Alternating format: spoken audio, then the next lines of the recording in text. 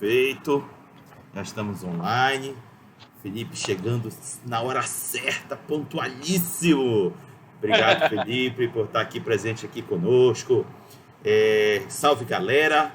Quem for chegando aí, estamos começando mais um Boteco do World of Darkness, ou carinhosamente chamado Boteco WOD.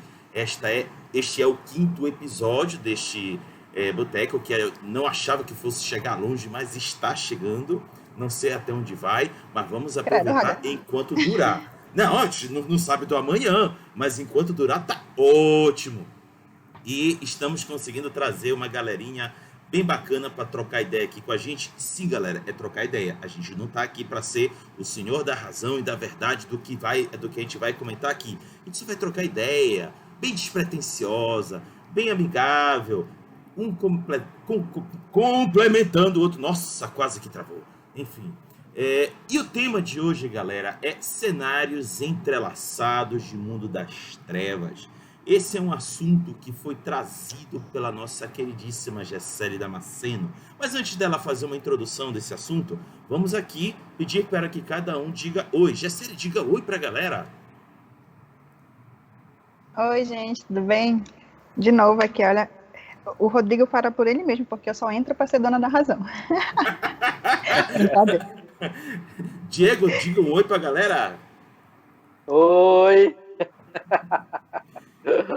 Felipe!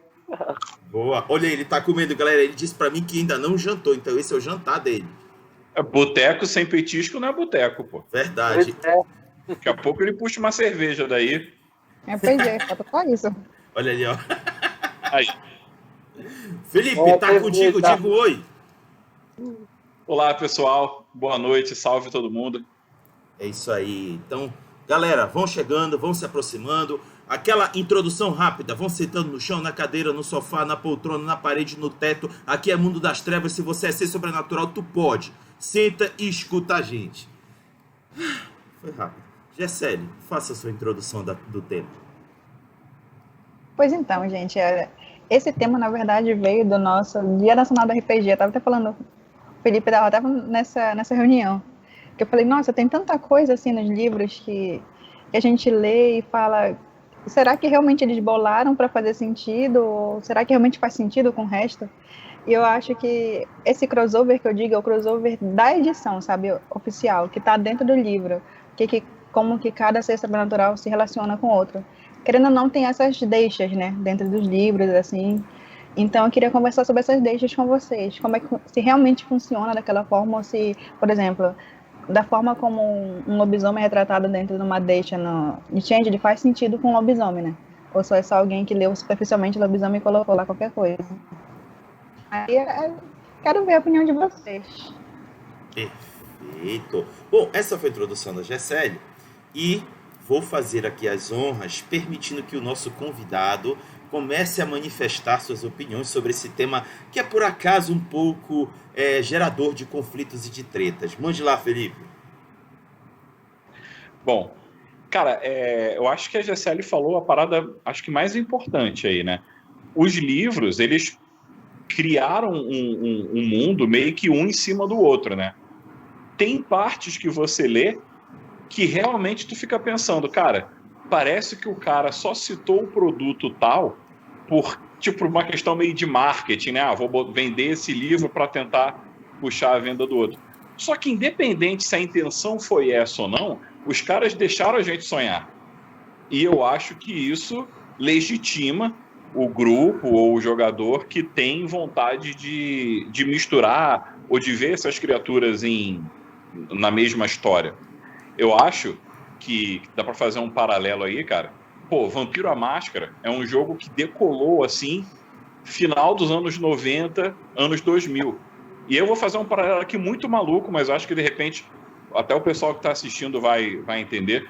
Nessa época, um dos fliperamas, assim, que a galera mais amava eram as séries de crossovers, de Marvel vs Capcom, de universo. Teve um pouco antes um clash de Marvel versus DC nos quadrinhos, né? Foi quando se anunciou, assim, muito por alto, a ideia de Fred Krueger versus Jason, que terminava um dos Sexta-feira 13, e aí vinha a garra do Fred, pegava a máscara do Jason. Então, assim, era uma época onde a noção de vamos misturar a porra toda tinha um apelo, tinha um interesse. E aí, cara, os caras criaram um universo, seja por questões comerciais ou narrativas, ou um pouco dos dois, que dava pano para essa manga. Então, as pessoas... eu super entendo esse interesse de misturar as histórias. Eu acho que como pano de fundo, assim, como material para fazer o crossover, a White Wolf fez um negócio que facilita, que enriquece por um lado e dificulta por outro. Enriquece porque eles colocam assim, como se cada mundo, cada universo, né, mago, lobisomem, changeling, cada universo tivesse uma visão de mundo um pouco incompatível com a do outro, para simular um pouco os grupos sociais reais, né? Grupos religiosos ou grupos de vertentes políticas diferentes, que têm visões incompatíveis, mas estão no mesmo mundo. E como o World of Darkness tem essa proposta, né, de dar ter um pezinho no real, eu acho que essa dificuldade, por um lado, é bacana por isso. Porque, assim, se você for ver pelo viés de lobisomem, existe um pós-vida muito diferente do viés de Wraith, por exemplo. Né? Muita gente fala, a Umbra é onde estão os fantasmas. Não é. Né? Não tem fantasma na Umbra, fantasma de gente, né? Aparição especificamente, e não tem espírito animal na Shadowland. Então, tem umas dificuldades para fazer essa mistura, e eu acho que essa dificuldade é legal por um lado, porque ela faz com que esses grupos conflitem, mas isso dificulta um pouco a vida do mestre, que pode estar esperando, de repente, um mundo mais assim planificado, né, onde tudo se conversa, e esse não é o caso do World of Darkness. Isso, inclusive, é uma coisa reconhecida e oficializada, tá? Tem livro falando sobre isso. Mas acho que antes de eu seguir, eu queria ouvir um pouco o Diego também, porque eu lembro da última vez que a gente conversou, a gente falou muito sobre Múmia, né? No dia do nosso último evento que a gente fez junto. E Múmia é um jogo que necessariamente conversa com os outros, né? Porque o Múmia surgiu inicialmente como um suplemento para Vampiro à Máscara, depois se tornou um jogo próprio, mas ele conversa com essas mitologias, né, dos outros jogos. Então eu queria saber também o que ele acha disso. E a GCL também, apesar de ter levantado a bola, também queria depois que você desse suas ideias, gente. Vai lá, Diego. Então, falando especificamente do jogo de Múmia, né? Múmia, na primeira edição, ele foi desenvolvido para ser um suplemento de Vampiro à Máscara, mas ele também, eu descobri recentemente, que na verdade ele era um suplemento do Mundo das Trevas e que dava uma adição em Vampiro à Máscara. É porque na época que ele foi lançado, só existia o Vampiro. Então, quando eu fui ler diretamente lá naquela parte bibliográfica, né, do livro, lá fala assim, World of Darkness, Mummy. E aí tem uma outra página, Vampire the Masquerade Social Book. Ou seja, ele é um suplemento para Vampiro à Máscara, mas ele já era, desde a primeira edição, sendo considerado um suplemento para o Mundo das Trevas. Na segunda edição, isso foi solidificado. Ele foi solidificado para ser realmente um suplemento para todo o Mundo das Trevas, e ele foi lançado em 1997. Quando foi o Múmia Ressurreição, o advento do Múmia Ressurreição foi no ano 2000, foi a terceira edição, aí já não se usa a palavra suplemento. Eu achei muito interessante isso, não se usa a palavra suplemento. Ele é um jogo independente, né? Se usa tanto em inglês como em português, um livro de referência para o Mundo das Trevas. É assim que está lá, né? Analisando o contexto da época da empresa White Wolf, a partir do ano 2000, analisando a situação que estava acontecendo, deles estarem naquela linha de história de encerramento do Mundo das Trevas, ou ainda decidindo se encerraria ou não, me pareceu que eles, enquanto não encerrasse o Mundo das Trevas, eles estavam querendo mudar o jeito como era o Mundo das Trevas. Porque, assim, o livro de Múmia, ele não só indica, mas ele pede que, assim, ele diz assim, se você tem um conjunto de livros do Mundo das Trevas, Vampiro à Máscara, ele cita Vampiro à Máscara, Lobisomem Apocalipse, Mago Ascensão e Wraith do Oblivion, sugerimos que você use as regras desse livro. Isso é muito interessante. Ou seja, o próprio Múmia, Diego, ele não traz o sistema, né, básico. Ele aponta para que você pegue de um dos livros principais. Exato. Ele omite o capítulo 5 e 6 padrão, que era que é os capítulos padrões que tratam... Mecânicas e drama e regra. Exatamente. Ele omite isso. Então, me pareceu, Rodrigo, Gesselli e Felipe Din, que o formato do próximo Mundo das Trevas seria igual ao formato quando foi lançado o novo Mundo das Trevas. Seria um livro, certo? De vampiros, de lobisomem, de cada criatura, e um livro central, com regras, entendeu? Porque eles já estavam fazendo isso. O Múmia, ele faz muito isso. Ele não, diferente do vampiro, diferente do lobisomem, do mago, que diz assim, olha, se você quiser usar esses livros, você pode. O Múmia não. O Múmia, praticamente em quase todo momento que ele vem citar a regra, ele diz, você pode usar esse conjunto. Inclusive, você pode usar, eu quero usar um lobisomem com as regras de lobisomem, apocalipse e múmia, pode? Pode. Eu quero usar um mago com as regras de mago ascensão no jogo de múmia? Pode. Então ele já tem esse formato. O Múmia, ele faz crossover com todos os seres sobrenaturais, né? Com o vampiro. E falando especificamente sobre o que a Gesselli tocou, ele não somente conversa com a parte de regras, mas ele conversa a parte literária dele. É incrível. O Múmia, ele tem uma parte literária, apesar de ser pouco em relação aos outros jogos, são pérolas. Sabe o que eu quero dizer como conhecimento em formato de pérolas? São conhecimentos que estão ali presentes em Múmia, que é como se fosse um achado, sabe?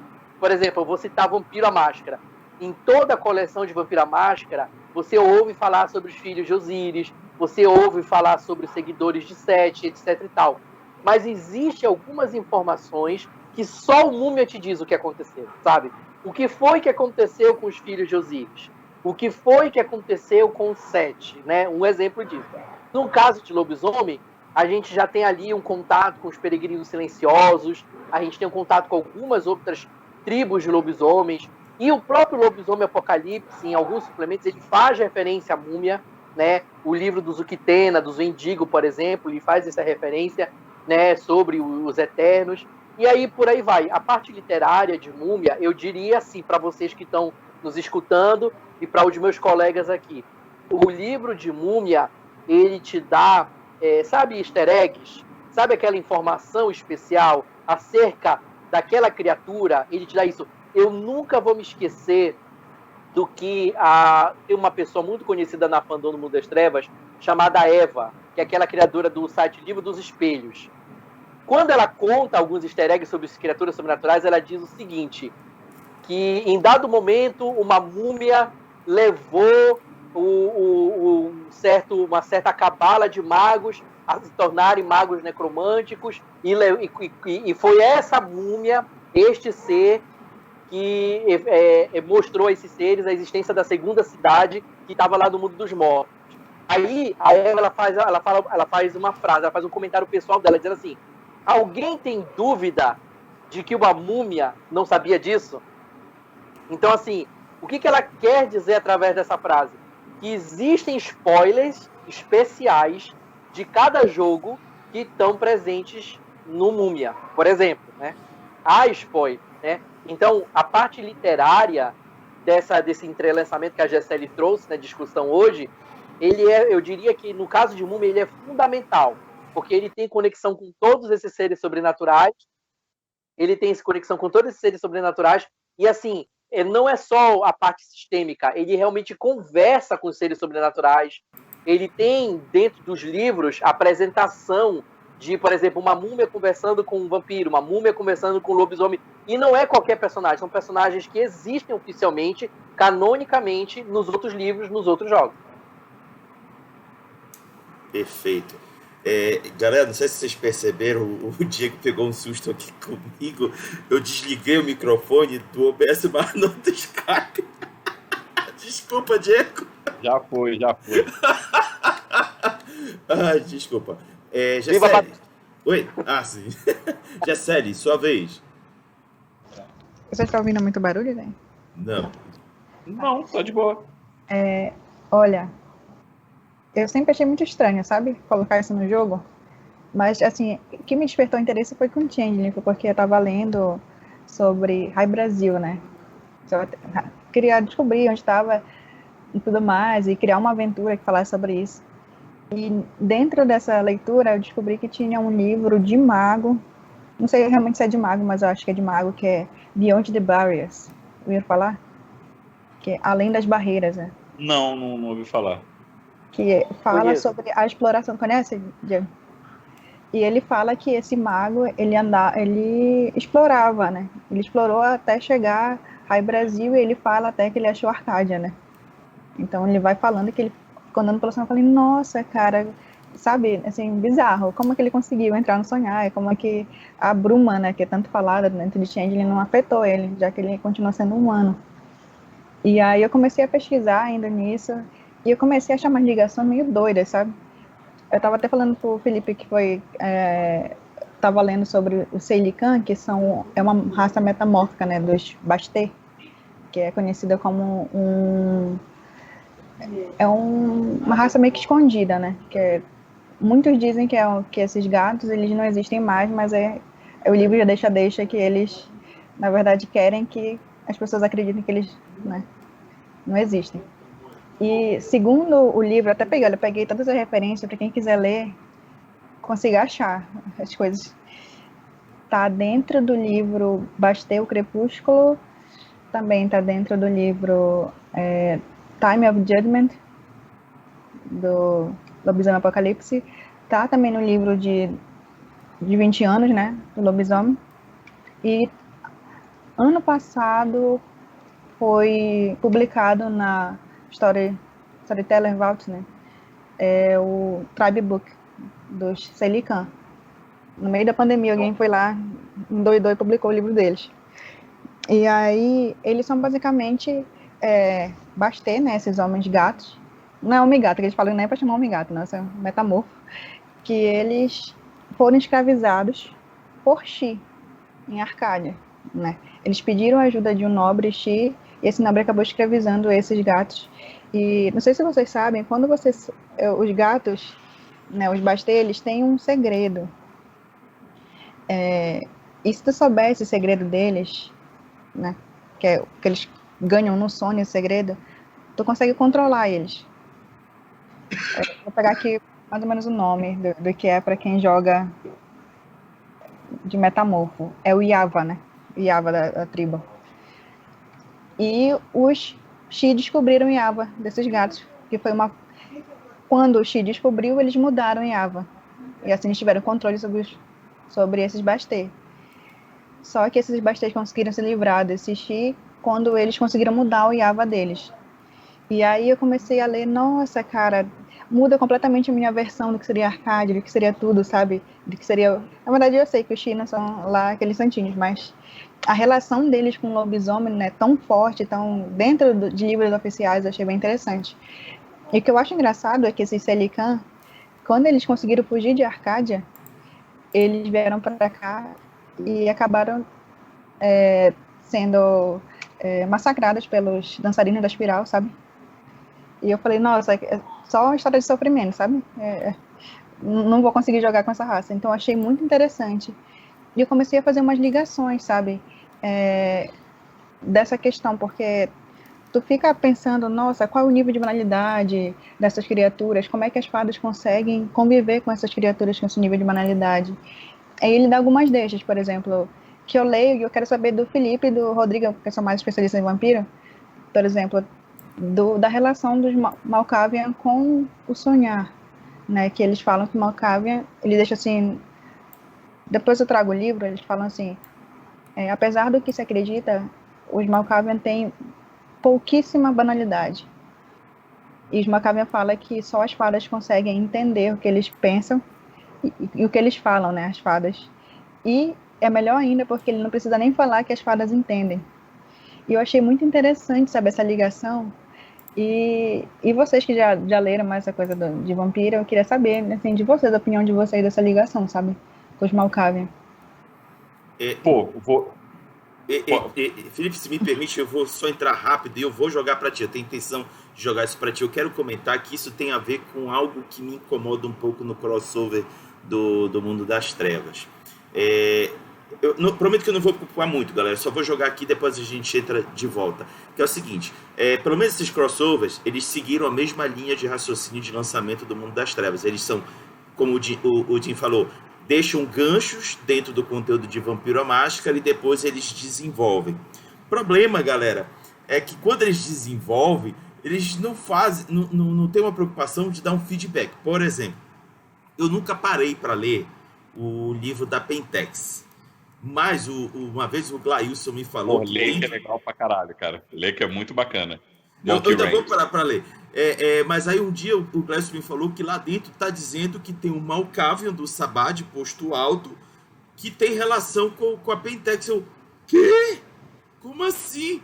E nenhum livro do Sabá menciona esse cara. Quando é que os livros de Vampiro à Máscara vão dizer alguma coisa que não é pouca, gente? Se não é pouco, como é que tem esse feedback de volta? E aí... Pô, posso te responder, Rodrigo? Vai. Esse ponto específico rola o seguinte: do ponto de vista de vampiro, a Pentex é só mais uma companhia. Uhum. E Vampiro fala o tempo inteiro que os anciões de N clãs, né, estão misturados com política, com corporações. Para um vampiro, a Pentex em si nem existe. O que existe são as subsidiárias, né? Sim. A Endron, que faz parada de farmácia, enfim, e várias outras. A própria Black Dog, que ela é, dentro do jogo, ela é uma subsidiária da Pentex, que faz jogo de RPG misturado com a tinta tem sangue de Fomori para deixar a galera maluca e tal. Então, a ideia, nesse caso específico, porque tem um vampiro bem importante dos Giovanni, que ele era um dos caras da mesa de diretores da Pentex. Eu esqueci o nome dele agora, cara, mas tem um dos personagens importantes, assim, do clã Giovanni, né, antigo clã Giovanni, que também é o mesmo esquema, o cara é alta patente lá dentro. Mas pro mundo de vampiro é só mais um vampiro corporativo, né, porque pro vampiro não vai ter aquela que... Assim, apesar... E aí a gente entra de novo, né, no ponto inicial que a Gisele trouxe. É claro que existe uma ligação entre os universos, mas essa ligação não é tão profunda. Eu faço sempre um paralelo muito com D&D. D&D é um jogo mais modular. Tipo assim, ele vem com uma quantidade de raça e de classe. Mas se você lança um livro de uma raça da tua cabeça e ela é legal, você mistura e tá tudo certo. Porque o D&D, ele tem uma característica de somos um grupo de aventureiros para resolver uma aventura. A aventura é a mesma. E cada grupo, né, independente de onde eles vêm, cada grupo vai estar indo junto para resolver um problema. No mundo das trevas, não. Os interesses, as preocupações, e uma palavra que eu acho que é muito importante para entender o mundo das trevas, o tema dos jogos não é o mesmo. O tema de Vampiro à Máscara não é o mesmo de Lobisomem, não é o mesmo de Changeling. Então, eu acho que é uma relação assim, de ganha e perde, né? Tipo, se eu quero misturar todos os grupos, eu não estou no tema de nenhum. Agora, é óbvio que eu ganho alguma coisa com isso, uma riqueza. Pô, esse exemplo que a Gisele deu desses Bastei que ficaram presos lá. Quando ela falou dessa questão dos livros que fazem menção aos outros, cara, não só o Clambuque Malkavian, mas o Clambuque Ravenous faz menção também a fadas especificamente por causa de quimerismo, né? A disciplina quimerismo, em inglês, é chemistry. É um pan, né? Uma jogada de palavras da palavra química em inglês com a palavra quimera, chemistry. Quimera diretamente do Changeling, né? Um conceito de ilusão viva do Changeling. Então, os livros, eles fazem essas menções, assim como ele tenta aproximar uma galera parecida. Por exemplo, se eu não me engano, o Clambuque Nosferatu fala alguma coisa de roedor de ossos, e roedor de ossos fala alguma coisa de Isluar. Então, tenta fazer ali uma mistura, tipo, essa aqui é a galera inclusive, me lembro de uma coisa, que eu ia até perguntar para vocês, olha, que é na segunda edição, né, Rodrigo, do Clambuque, começaram na segunda edição, fala assim, dos Malkavian, ele dá a opinião de cada ser das trevas, aí Malkavian para as fadas, elas foram embora e nem tente correr atrás delas. Tá mais ou menos assim, né, no livro. Aí quando revisaram, aí colocaram tradição, colocaram um monte de coisa lá com Arcádia. Eu falei, nossa, isso foi só uma revisão. Olha como mudou, né? Mudou a percepção do livro e fica um pouco confuso, né? Querendo ou não. E aquele do Celican que eu esqueci de falar para vocês, essa raça metamórfica ficou sensível a ferro frio, porque foi para Arcádia, no lugar de prata, né? E aí eu falei, nossa, e ainda consegue fazer truques com glamour. Eu falei, gente, não faz o menor... Como vai colocar isso no jogo? Porque não explica como colocar no jogo, sabe? Aprendeu truques das fadas. Sim, mas o que truque aprendeu? O que vai fazer sentido no jogo de lobisomem, sabe? Eu achei muito estranho. Eu tenho 2 comentários sobre isso aí, né? Primeiro comentário, eu vou pegar o que o Rodrigo Hagabashi e o Felipe estavam dando continuidade, é o que eu falei na minha fala anterior.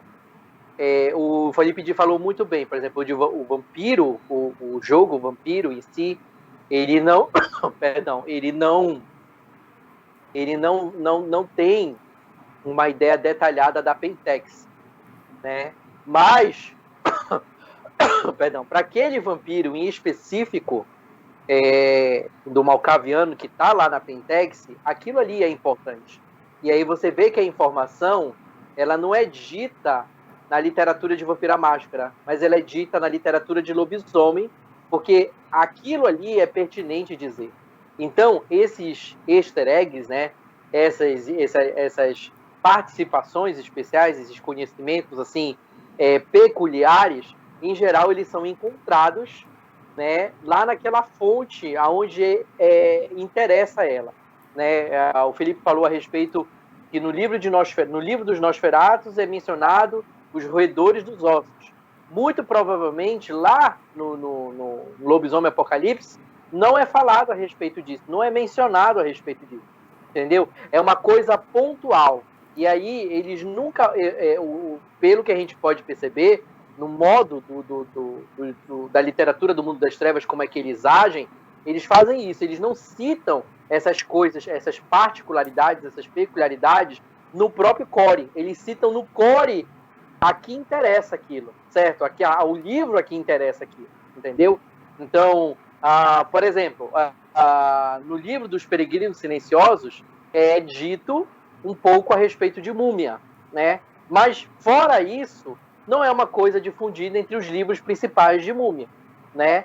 Aí já lá em Múmia, já não conta muito essa história específica dos Peregrinos Silenciosos. Até conta um pouco, mas, por exemplo, tem uma figura chamada Wepawet, né? O Wepawet já não é tão abordado em Múmia, mas ele é abordado em um suplemento do Peregrino Silencioso e da conexão dele com Múmia. Voltando para Tindley, no caso que a Gessele estava comentando, aí já vem minha segunda parte do comentário, e aí eu espero que responda a Gessele. Gessele, eu acho que eu já comentei aqui várias vezes que eu tive a honra de ler na íntegra o manual básico de Tindley Sonhar, né? E eu consegui ler 2 vezes na íntegra, né?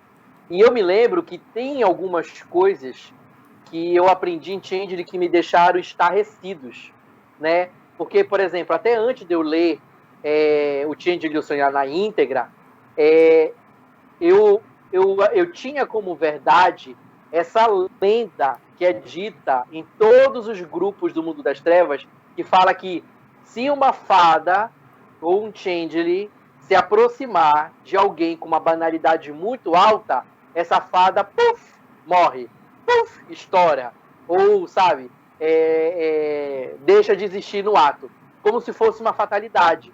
E quando eu li o Changeling Sonhar na íntegra, eu aprendi que o inverso também é o oposto. Não somente a banalidade tem um poder de destruir uma fada, sim, causar dor de cabeça e levá-la à morte, com o tempo, não de forma imediata. Mas o glamour, que é a manifestação do sonhar em energia, tem o poder de contaminar a realidade. Certo? E existe uma técnica em Tindley, que eu acho que a Gessele deve saber, chamada apelar ao fado, que é assim que é traduzido para português. E lá é dito que quando Tindley apela ao fado, ele traz o sonhar consigo, e quem quer que o veja naquele momento independente do nível da banalidade, a banalidade já não afeta mais o Changeling. Sim, então, vira todo mundo encantado quando ele faz isso. Na versão inglesa é o Invoke the Weird, né? Exato. O que foi que ele fez em outras Todo mundo vira make changeling quando ele faz isso. Exato. E o que foi, na prática, o que foi que aconteceu, Felipe? O sonhar contaminou a realidade. Sim. O sonhar invadiu. E lá no Changeling é muito claro dizendo aquilo passa a ser real. E como é real, não é mais questionável. A banalidade não tem mais como interferir. Certo? Então, assim... Isso é temporário e tudo mais, mas, cara, é um poder natural que todo Changeling tem e que é apelão pra porra, porque de repente tu tá lá na frente de um cara e o cara, na real, é um troll. Até então, como ele é um troll, tu é um humano, não vai afetar nada, mas ele te encanta e você passa a sentir a força de troll dele, você passa a levar a patada de um sátiro e, porra, você catapultado quilômetros. Isso é bem barra pesada do Changeling. E eles passam a ficar mais resistentes, né? Até a ferimento mesmo. Diego, mas a minha dúvida não é sobre os efeitos do sonhar, porque eu acho que os seres do sonhar são mais fortes. A minha dúvida é, por exemplo, como tu coloca, assim, eu não sei se tu entendeu, é como tu coloca algo que só tá superficial, por exemplo, ele falando, os Selican conseguem fazer truques de fadas. Mas que truque, entendeu? Isso que ficou na dúvida. Eu acho muito estranho tu colocar só isso para alguém que tá no cenário de lobisomem, entendeu? Eu vou contextualizar. É porque eu tava contextualizando com isso para vocês entenderem. Dentro do capítulo que trata sobre o encantamento, certo? Dentro do capítulo de Changeling Sonhar, ele fala assim que quando você encanta uma pessoa, aquela pessoa pode, ou o indivíduo, seja o que for, inclusive o ser sobrenatural, pode carregar uma quantidade de glamour, uma reserva de glamour, tá? E existe um suplemento de Changeling Sonhar chamado The Enchanted, que é Os Encantados. Nesse suplemento é dito de forma detalhada coisas extras que os encantados ganham. Por exemplo, vocês sabiam que encantados podem fazer truques? Vocês sabiam que os encantados podem usar as habilidades das fadas? Podem, né? Isso depende da quantidade de contato que ele tem com o sonhar. Então não me espanta esses metamorfos adquirir a habilidade das fadas, haja vista, eu estou sabendo da história agora, viu, Gessele? Então eu até agradeço porque incorporou na minha mente mais um conhecimento. Então, não me espanta esses metamorfos terem vivido durante muito tempo lá no sonhar e adquirido, evidentemente, uma habilidade de fada e ter trazido isso para o mundo real. E até mais lógico ainda, quando falaste que eles perderam a vulnerabilidade à prata, né? E agora eles têm a ferro frio.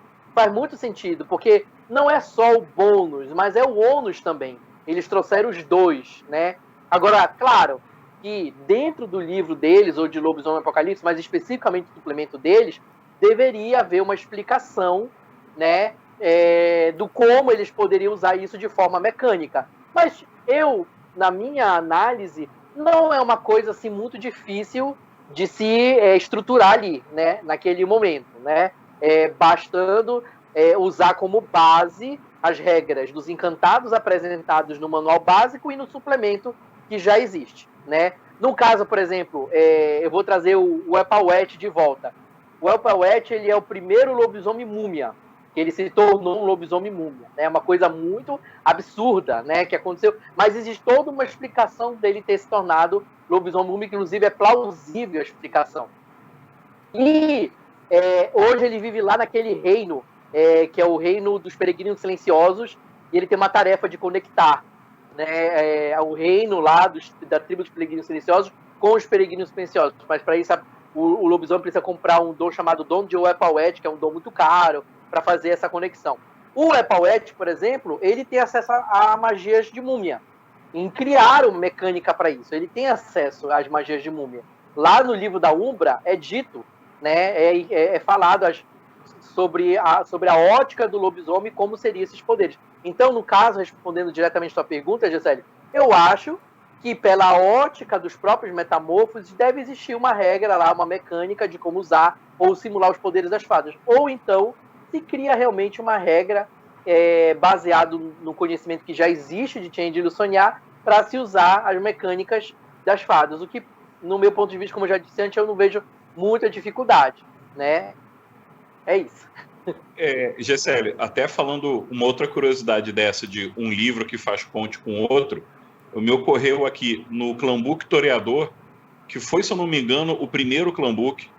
Ele traz aqueles personagens famosos, né, no fim do livro. Uma das personagens se chama Genevieve Urso, é uma toreador que foi uma Xi. Teoricamente, se uma fada é abraçada, já é banalidade pra porra e adeus fada. Só que ela é aquele 0,001% que sobreviveu ao abraço.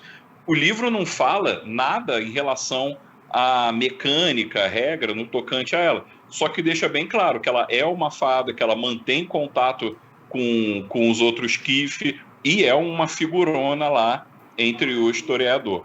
Agora... coloca, é assim porque eu quero, né?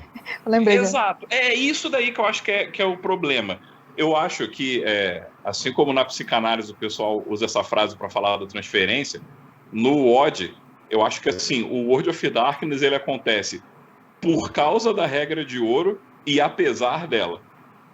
Porque tem coisas que você vai ter que inventar e tirar do chapéu.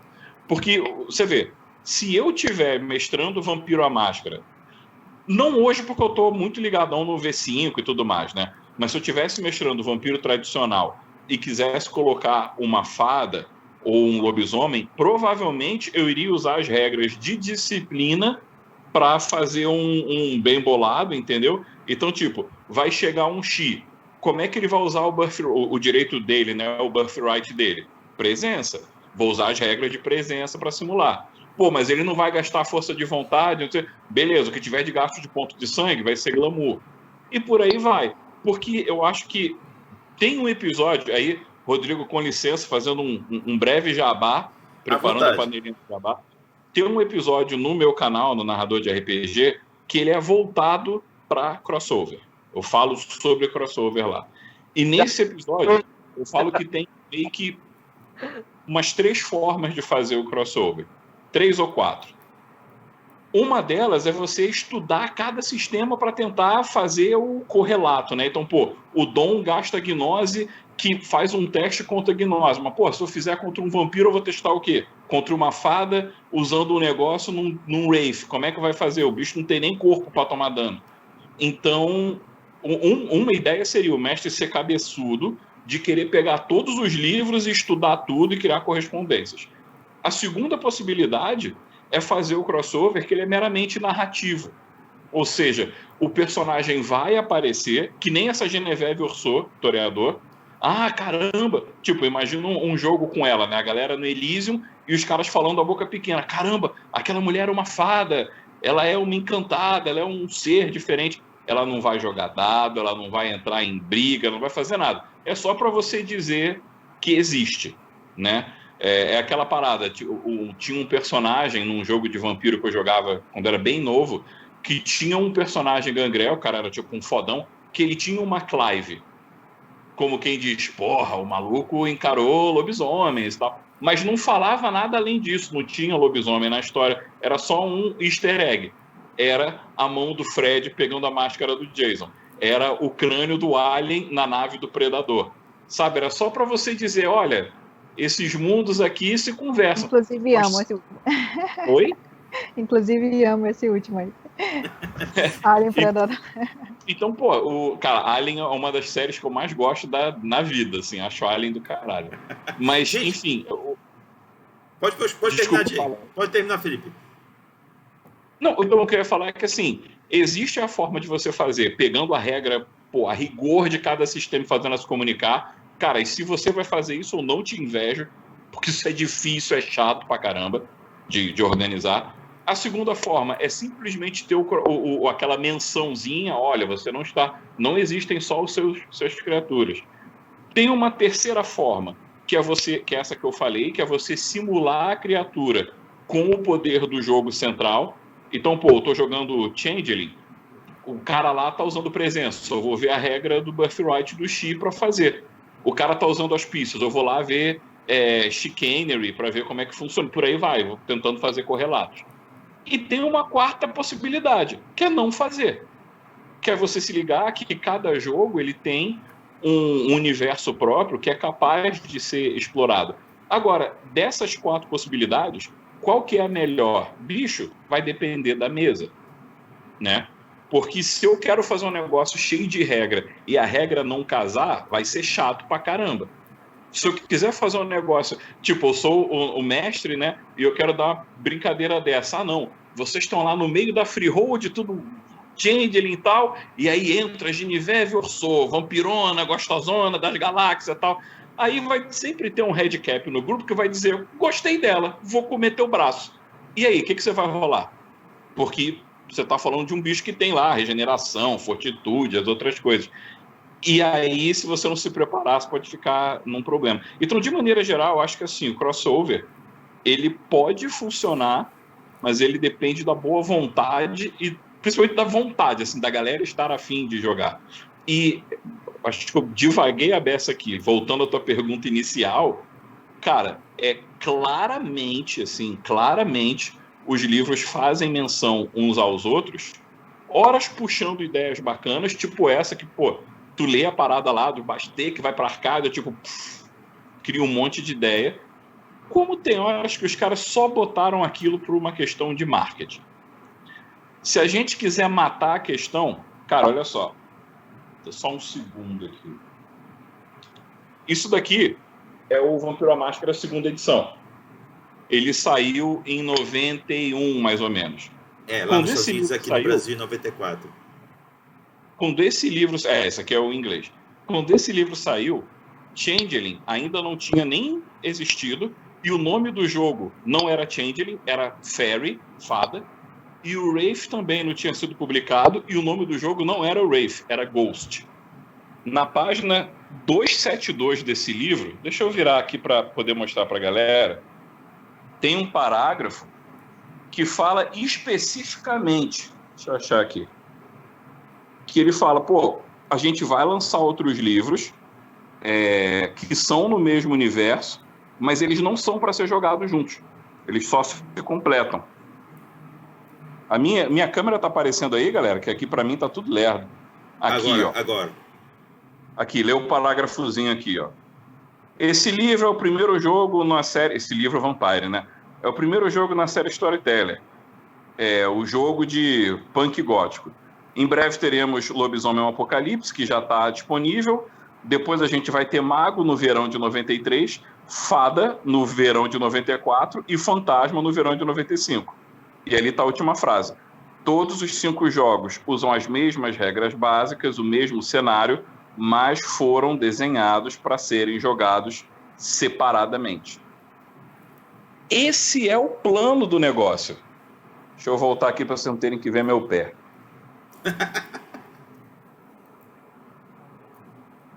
Esse era o plano original. Era que o jogo tivesse mais ou menos esse esquema que eu falei do crossover, onde o cara aparece um item, aparece uma menção, não tem uma interação pesada. Só que, cara, a gente tá falando de RPG. RPG deve muito, muito a jogos tipo D&D, que tem essa característica modular, que cada suplemento você vai acoplando um em cima do outro, E aí os caras pensaram, bicho, por que não? Se tem quem compra, eu vou vender.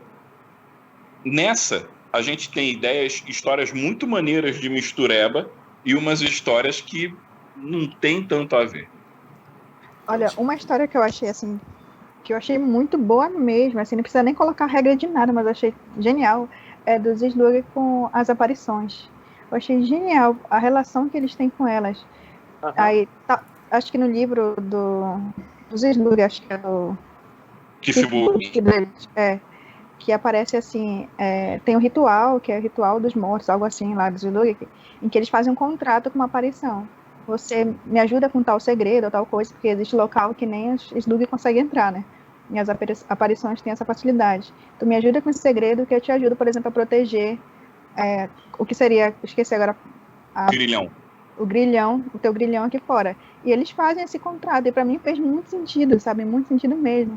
Faz total sentido. Uma coisa que eu acho, assim, depois que eu li Changeling, o negócio que eu acho legal é que qualquer criatura sobrenatural você encaixa como um Changeling. Tipo, um lobisomem é um puka que deu muito certo, ou muito errado, dependendo do ponto de vista, sabe? Um vampiro é um headcap que perdeu a conta do se alimentar de alguma coisa, e por aí vai. Porque o Changeling, ele, porra, é um jogo sobre mitologias, né? Como os outros jogos são sobre mitologia, você consegue encaixar dessa forma. Mas, de maneira geral, isso que tu falou, eu acho que é a parte mais legal dos crossover, tá? É essa menção que eles se misturam meio que no tempo off-game. Você não joga a parte que se mistura, mas ela acontece, né? Isso aí eu acho que é a parte mais legal, a parte que mais funciona. É o camarada lá que tem uma Clive num jogo de vampiro. Ele não tá usando dom, a gente não tá medindo dano, tá lá na parede bonitinha. Mas aquilo conta um pedaço da história. Tipo, ó, esse cara... E aí é legal que aí no jogo de lobisomem, do mesmo grupo, né? O cara pode fazer uma referência a Vampire e fazer essa coisa meio cruzada. Mal comparando, é tipo essa série que tem hoje do Arrow, né? Do Arqueiro Verde. Que se mistura com a do Flash, que fala das... É mais ou menos isso. O universo, ele é misturado, mas a história não roda muito bem se misturar todo mundo. Isso me parece, assim, pelo menos do meu ponto de vista, tá? Assim, da forma que eu me sinto confortável de mestrar, rola isso. No meu jogo de Changeling, tem uma personagem... Porque, assim, eu jogo com o mesmo grupo, basicamente tudo. No meu jogo de Changeling, tem uma personagem, uma NPC importante, que é uma vampira do meu jogo de vampiro. Os meus jogadores sabem que ela é uma vampira. Ela é uma vampira do Rio by Night, inclusive, né? Ela é uma vampira importante no cenário, os meus jogadores sabem, mas os personagens dele não. Então, quando eu botei ela na cena, chegou uma pessoa que ela é assim, assada, tem essa aparência, o trejeito de falar, que eu já interpreto, os caras começaram a ficar, porra, tu tá descrevendo a Cíntia, que é uma malcaviana do Rio by Night. E aí eu falei, pô, inclusive ela se apresenta, cara, o nome dela é essa mesmo. Porra, essa filha da puta tá aqui, Fudalopa, calma aí. Você não sabe disso não, bicho, toca o barco. E aí fica um negócio legal. Agora, é um grupo que eu já jogo há muitos anos. Se aquilo virar assim, lá, vampiro, vou usar o dom e não sei o quê, ia ficar chato. Porque aí ia ter que tirar do chapéu uma adaptação que não era esse o objetivo. Ela não estava ali para dar XP, ela estava ali para dar um tempero na história. Assim como, quando eu mestro o Rio, tem uma Xi desse jogo que era colada com um toreador do jogo de vampiro. Então, se você consegue fazer isso para dar um tempero, para fazer a menção, eu acho que fica legal. Se tu começa a botar a regra, fica legal para um grupo que quer esse tipo de interação mais baseada, né, no sistema, na mecânica, só que tu vai rebolar, porque é chato. Deixa eu aproveitar que se falou de mecânica e vou trazer agora para o V5. O V5 ele está muito parecido no que ele aborda os outros seres sobrenaturais, como foi feito na segunda edição. Ele só dá algumas mecânicas dentro de vampiro que possa representar esses seres sobrenaturais. Ou seja, ficou para mim o recado de que eles também não vão fazer crossover na quinta edição. Eles vão continuar dizendo, olha, se vocês quiserem, vocês podem aproveitar ganchos, mas não são cenários que se possam jogar mesclados ao mesmo tempo. Inclusive, por exemplo, lá quando eu fui tentar adaptar um lobisomem para a minha narrativa, eu tive dificuldade, porque não dá nem para simular os dons. Porque eles só dizem, olha, pega uma disciplina e usa assim, usa assado, cozido e frito. Outra caramba, é um trabalho que... Eu estava ouvindo o Felipe falar, parece que eu estava me vendo, olhando assim, meu pai amado, como é que eu vou fazer um lobisomem ser representado no jogo só com isso? É muito pouco. Então, já fica aí a dica para vocês que estão assistindo, V5, W5, M5 e todos os outros que vierem pela frente devem seguir a mesma linha. O que tu acha, Felipe? Cara, assim, o que acontece? O lobisomem, ele já tem um draft, tá? Um esboço escrito. E ele tem uma regra de rage, né? De fúria, que bebe um pouco da regra de fome do Vampiro à Máscara, do Vampiro Quinta Edição. Se bem que a regra de fome do Vampiro V5, ela é uma adaptação da regra de dado de pesadelo do Changeling de 20 anos, que é a regra mais legal, na minha opinião, de todos os 20 anos. Porra, o que eu quero dizer com isso? Há uma compatibilidade ali inerente. Ele pode não ter uma compatibilidade assim de, porra, como é que um lobisomem enxerga ofuscação? Como é que ofuscação impediria que um lobisomem percebesse que o cara é da Wyrm? Esse tipo de problema assim mais específico, ele existe e eu acredito que ele vai seguir existindo. Mas eu acho que eles aprenderam a lição, porque essa coisa do o jogo é no mesmo universo, mas não se conecta. Das duas, uma. Ou eles vão fazer uma coisa muito mais objetiva, que nem essa regra que eu mostrei aqui do Vampire, dizendo, olha, galera, não mistura não, usa só de bobeira Os e tal. ganchos, pega os ganchos. Isso. Ou eles vão dizer isso com maneira muito mais clara do que foi, e vão assumir que não é para fazer, ou eles vão assumir que tem gente que queira, e vão botar ali para você comparar isso com força de vontade é tal coisa, gnose com geração a equivalência é tal, por aí vai. Entendeu? Mas eu acho que aí tem que esperar mesmo lançar. Eu aposto que não que vai ser a primeira opção, sabe? Que não vai ter esses ganchos, não. Eu acho que vai ser mais enxuto nesse sentido. Deixa eu aproveitar. Enxuto, talvez, mas eu acho que o gancho pode existir até pelo seguinte: assim que saiu o V5, antes de sair os suplementos, Changeling, por incrível que pareça, apesar de ser um jogo muito cinematográfico para você reproduzir, né? Tem uma galera que joga LARP, que joga live action de Changeling. Tem uma comunidade forte, tanto na Europa, um pouco nos Estados Unidos, mas principalmente na Europa. E um pouco depois que saiu o V5, saiu uma versão de fã de Changeling, adaptando as regras do V5 para Changeling, adaptando a regra de fome para o dado de sonho e por aí vai. Então, cara, eles partiram do jogo oficial para fazer E, cara, a diagramação desse livro é bem bacana, vale a pena procurar na internet, tá? Ele não é oficial, ele é feito por fã, tá bem claro no livro, mas ficou bonito, o livro ficou, sabe, com carinho, assim. Não é um jogo completo, é um jogo feito por fã, mas, tu olha ali e tu fala, isso aqui dá samba, hein? Se o cara inventa de desenvolver isso aqui, o negócio vai. E, se o lobisomem vender minimamente bem, sai mago. Perfeito. Deixa eu jogar uma no peito da Gessele. Gessele, tem um comentário aqui que me chamou a atenção, que foi do Felipe Charati, que ele levantou uma bola que eu ainda não tinha prestado atenção quando eu estava lendo o livro, acho que era do Sabá. E dizendo que os Kiacid tem uma certa mistura com Changeling. Tu já leste alguma coisa nesse sentido? Totalmente, gente. Eu ainda não sabia. Falem disso, porque isso vai ser bom pra mim. Resumindo a história dos Kiacid. Tinha um La Sombra que começou a estudar o lance lá do abismo. E o abismo é meio que o ponto em comum de vários jogos, né? Porque o abismo é o inferno dos demônios, é de onde vem a sombra dos La Sombra, e é onde estão os malfianos lá, criaturas antes dos tempos de Changeling.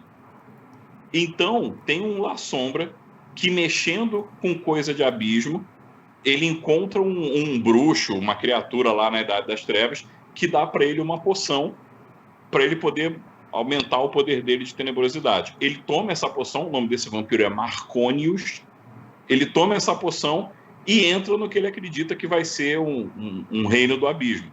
O que dá a entender é que ele entra num daqueles reinos pocket de Arcádia. E quando ele sai primeiro maluco, né? E em segundo lugar, com um corpo mais alongado, ele sai parecendo um Isluar. Essa é a parada.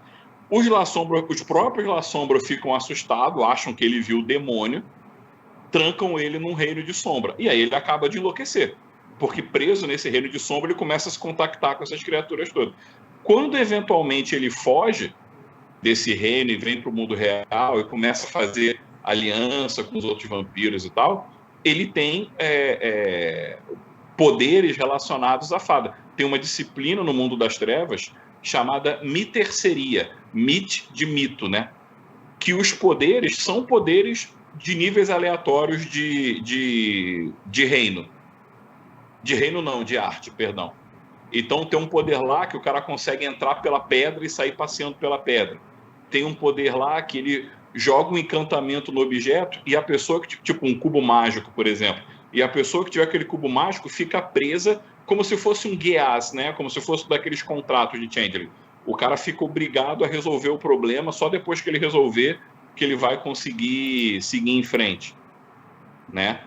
Então tem um clã, uma linhagem, né, que é inspirada. E o mais legal dessa porra toda, que aponta como que o abismo é a conexão, na versão original do Guia do Sabá da segunda edição, os Kiazid, além de Miterceria, que é essa disciplina...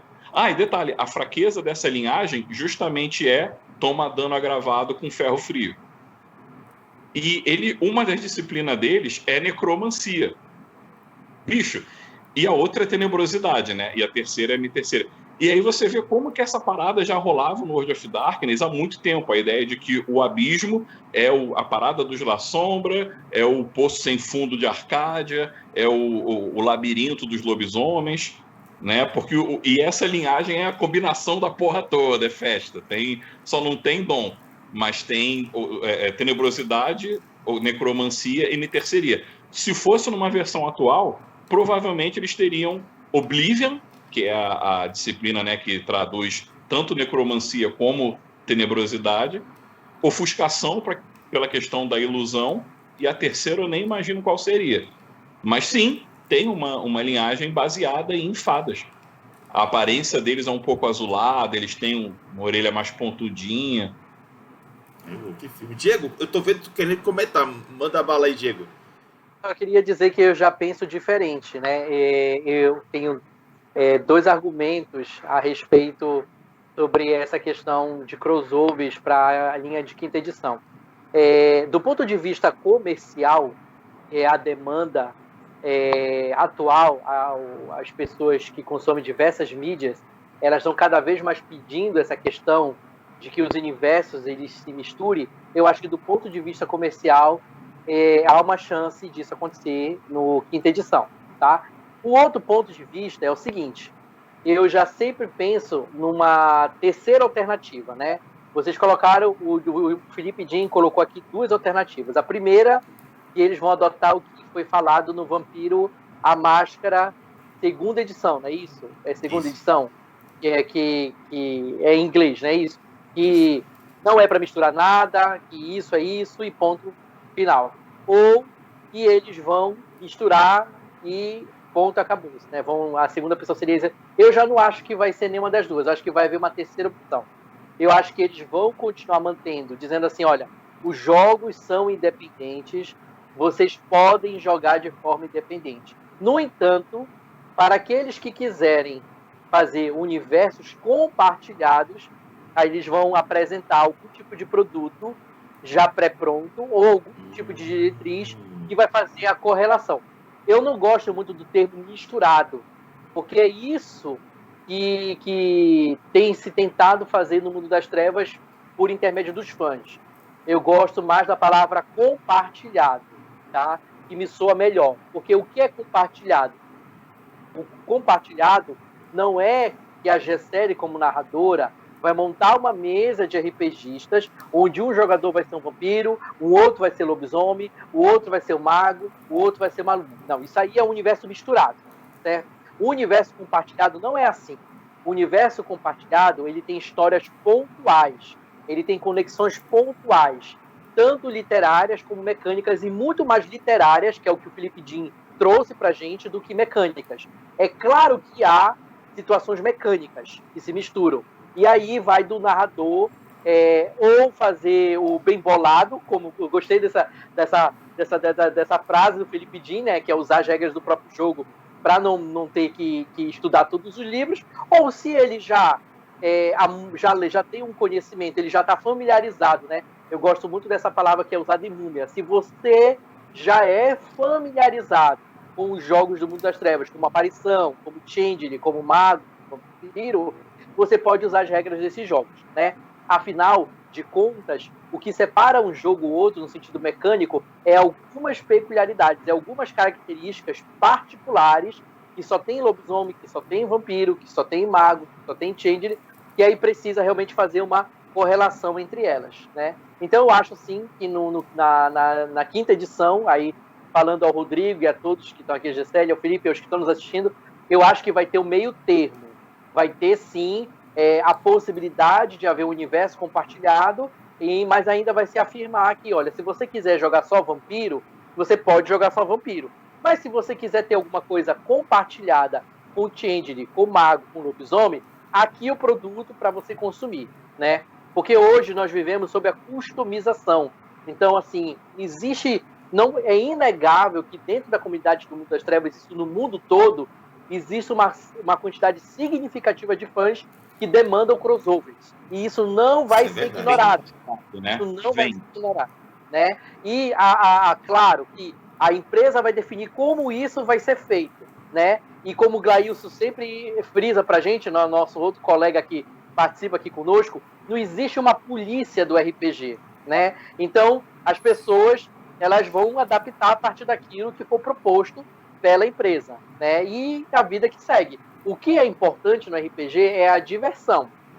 Você se divertir, claro, se você quiser ter uma diversão de qualidade, você vai fazer a altura disso, né? Você vai acabar estudando como a Gessele. Eu gosto muito desse jeito, como ela fala assim, eu gosto de estudar, eu também, viu, Gessele? Eu gosto muito de ler, muito de estudar, Por quê? Porque eu não gosto de ser pego nas pegadinhas, às vezes, das coisas. Mas, às vezes, a gente não tem tempo, né? Como bem observado pelo Rodrigo. E aí, junto com o que o Felipe D falou, bem bolado, cai melhor. Gente, antes que eu possa dar aqui a palavra para cada um dos três, a gente já alcançou 1 hora, então a gente já vai para as falas finais. Eu tenho certeza que depois desse comentário do Diego, os meninos devem estar com alguma coisa para contribuir. Então vocês vão contribuir já também se despedindo. Considerações finais, contribuições adicionais e um até logo para a galera. E aí eu vou pedir para a Gessele começar. Ai, meu Deus. Assim, eu falo para ele que eu gosto de estudar porque é uma coisa que eu peguei na faculdade, sabe? Tudo para mim é referenciado. Se eu tô escrevendo sobre Barbie, eu falei pra eles, Barbie surgiu em tal, segunda, eu sou assim, sou eu. Mas, assim, eu sou apaixonada, gente, pelo Mundo das Trevas, e quando eu vejo essas ligações, eu fico muito mais animada, sabe? Assim, às vezes eu vejo realmente que eles não planejaram muita coisa, que é muito superficial, mas na minha cabeça já vai criando coisas, teorias e loucuras. Eu acho que isso anima, sabe, jogar RPG, porque tu pegar um cenário em que é tão rico que tu pode inventar coisas que deram uma deixa só pra te fazer, mas a minha mente constrói o resto. É isso. E eu sou muito apaixonada por isso. Eu acho que eu realmente concordo com o Diego no sentido de misturado, pra mim como narradora não faz sentido. Eu gosto de deixar, sabe, realmente temperar, né? Felipe fala temperar, porque eles falam, nossa, eu não sei o que é isso. O jogador não sabe, o jogador sabe que aquilo é um mago, né? Mas o personagem dele não sabe que aquilo é um mago, que aquilo é um vampiro. Nossa, sabe, dá muita animação na mesa. Inclusive, teve uma coisa que tu falou, Felipe, sobre essa vampira, né, historiadora. Eu não sabia dessa história. E eu criei numa mesa antiga de Changeling, falando, ele era mais ou menos assim, tinha um vampiro abraçando fadas, tentando fazer com que uma fada desse certo, sabe? Eu falei, olha só, já tem alguma coisa em algum livro pra justificar essa historiadora, eu criei. E aí, nossa, eu acho, sei lá, tem muito conteúdo, muita coisa. Inclusive, eu tava aqui lendo uma coisa que eu deixei passar, olha, do Shelikan, que eu sou apaixonada por eles. Tem um dom deles, que é o dom dos sátiros, que eles fizeram como o Felipe falou, né, que eles pegaram e colocaram algo relacionado a Changeling, mas com um sistema de lobisomem, sabe, manipulação, mais tal coisa. Eles colocaram com um sistema de lobisomem, eles não colocaram, por exemplo, usa glamour, usa tal coisa, eles colocaram dentro do cenário. Ou seja, mesmo que eles referenciem fada no Shelikan, eles mostram que é possível tu jogar com eles no sistema de lobisomem, sem precisar mudar muita coisa. Então eu achei interessante isso, para quando vocês forem ler lá, vocês vão ver isso. E assim, eu gostei muito, eu queria agradecer vocês por virem, se disporem a conversar sobre esse tema, sabe, sexta-feira à noite. Eu queria dormir, mas eu tava tão animada pra conversar com vocês que eu, bora aqui. Obrigada, gente. Obrigada, galera que tá assistindo também. Beleza. Passa a bola para o Felipe. Bom, como sempre, né, diversão, já que estamos aqui no Rio, pelo menos, está bem apertado a questão da pandemia, pelo menos o Boteco Odd está dando para ir tranquilo, né, e falou de máscara, que a Marila agradece, então tá valendo mais uma coisa para a pandemia aí. Legal. Sobre o tema todo, eu acho, né, como eu falei aí durante a série, eu tenho um vídeo sobre isso lá no Narrador de RPG. Quem tiver a fim de ver mais sobre o tema, vai lá, Narrador de RPG Crossover. E eu falo essas ideias. E, cara, eu acho que a Gisele matou o assunto quando ela falou isso, matou no bom sentido, né? Quando ela falou isso, que, pô, o RPG, independente se o cara planejou o crossover ou jogou ali para, né, para uma questão de marketing, isso não impede que você planeje. O grande barato do RPG, eu concordo totalmente com ela, é você se apropriar daquela história. A partir do momento que você lê o livro, não é mais o historiador da White Wolf, são os seus historiador, são os seus Sluar, são os seus Kiacid. Você vai meter o louco em cima daquilo. Se você quer fazer um jogo todo 100% pautado no lore, né, no oficial, manda ver. Se você quer mexer nisso, porque eu sou, porra, mas, cara, os caras falam lá da vampirona que virou fada, da fada que virou vampirona, mas não dão ideia. Pô, eu tive uma ideia de adaptar. Mete pau. O barato do RPG é você se apropriar da história, tornar ela sua. E se o crossover te apetece, bicho, não falta mecânica e fórum e grupo para você trocar ideia e pensar, pô, eu quero que no meu jogo apareça uma criatura X. Como vocês fariam? Né? No meu canal tem umas dicas lá de como fariam, uma delas é o Bem Bolado, a gente falou um pouco aqui. E eu acho que é por aí. O independente se o jogo foi planejado para... Na verdade, eu acho que assim, é bem claro, ele não foi planejado. Ele foi planejado para isso não acontecer. Isso é claro, é explícito nesse trechinho que eu falei. Mas isso não impede que eu, Felipe, queira, que a Gisele queira, que você que está assistindo a gente queira. E aí você vai dar seus pulos, né? O barato do RPG é o jogo ser seu, ele ser customizável, ele representar a tua fantasia. Então, eu acho que para quem curte...